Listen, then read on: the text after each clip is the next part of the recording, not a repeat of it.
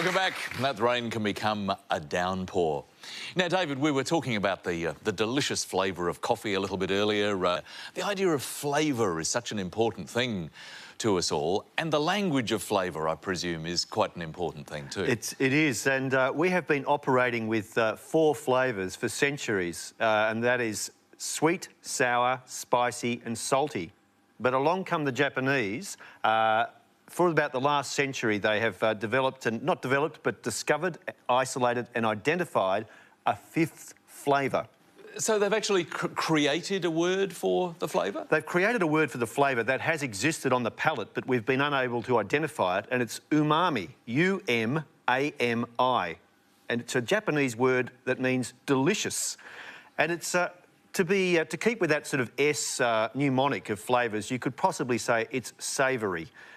Because it is that flavour that exists in things like mushrooms and broths and meats and cheeses. But the word delicious itself relates to a Latin word, delicia, which means pleasure.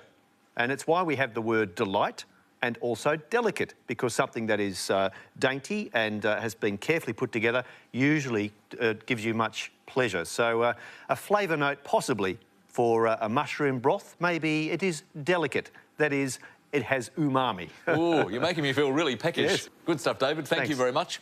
Let's have a look at our scores. Had is on 5, Mel is on 20 at the moment, and we're going to head into another letters game with Had to Choose. Thanks, Richard. Could I start with a consonant, please, Lily? Thanks, Had. C. Another consonant, please. T. A vowel. A. Another vowel, please. O. Another vowel, please. A. Another consonant. R. A consonant, please. S. Another consonant, please. B. And a vowel, please. And last letter, E. And your time starts now.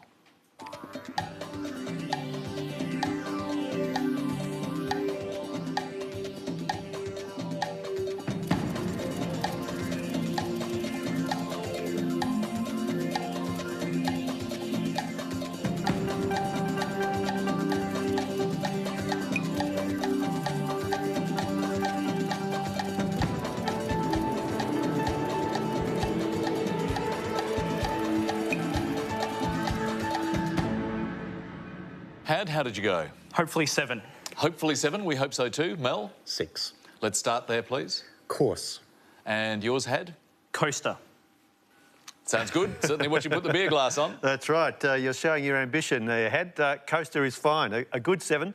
Now, I was happy with an 8 here, seeing acrobats, particularly because it comes from a Greek word acrobatos, meaning walking on tiptoe.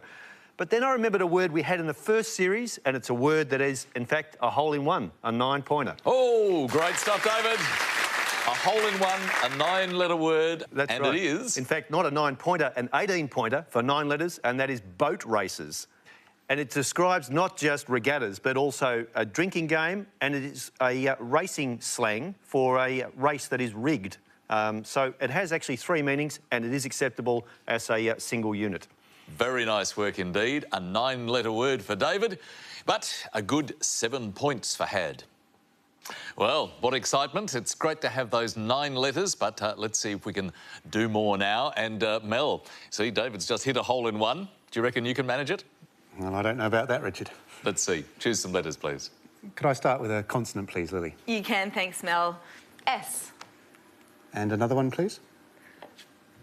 G. A vowel, please? U. Another vowel, please? O. A consonant, please?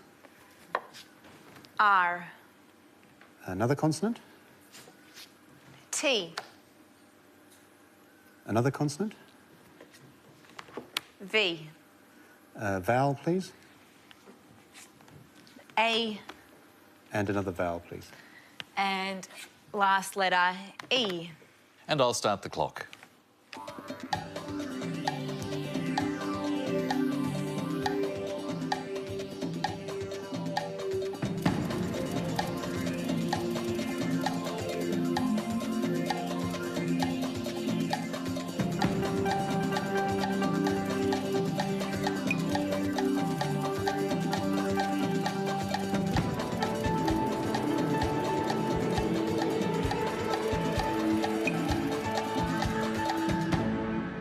Well, Mel, I guess a hole in one was a lot to ask, but how did you go? Well, I got 7. You got 7. Well, that's definitely well onto the green, isn't it? Yes. What about you, Had? I got 6.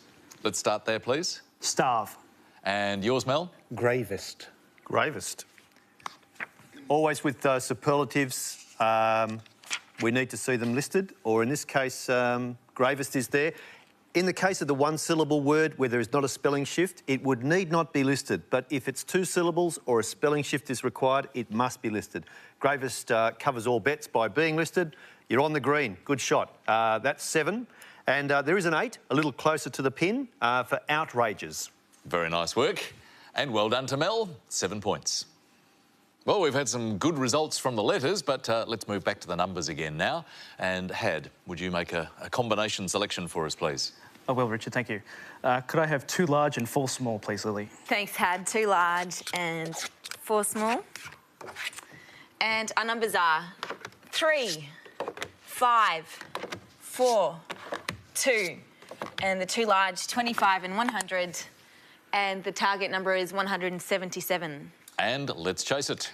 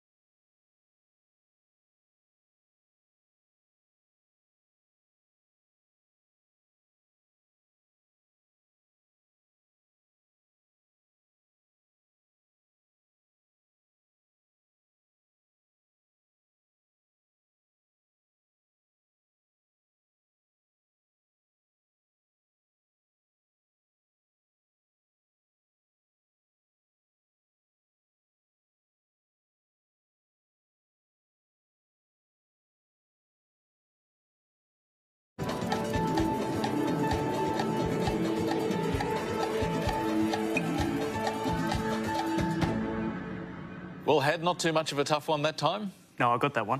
177 Yes, on 177. on the knocker. Excellent work. You too, Mel? Yes, indeed. OK. Had, explain what you did, please. I started by adding the 3 to the 4, 3 plus 4 is 7. which is 7, times the 25 is 175, 25 is 175. and adding on the 2 is 177. Add the 2, 177. Great method. Very straightforward and right on the target. Mel, did you do it the same way? No, it was quite different, actually. All right. Richard. Let's see how you approached it. I started with 100, 100 and I added 3 times 25, plus 3 by 25. which is 175.